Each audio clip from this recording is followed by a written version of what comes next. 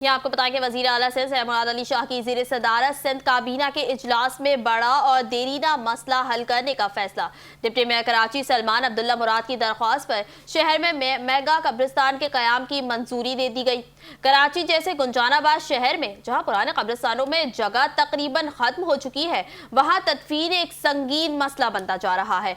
मुतादिद इलाकों में शहरियों को अपने प्यारों की तदफीन के लिए दूर दराज इलाकों का रुख करना पड़ता था, जबकि कई कब्रिस्तान मुकम्मल भर चुके हैं।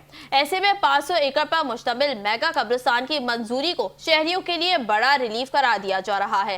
फैसले के मुताबिक जिला मलिर के दीहा मीठा घर में जमीन मुख्तस की जाएगी, जिसकी फी एकड़ कीमत 13.5 मिलियन रुपए मुकर्रर की गई है।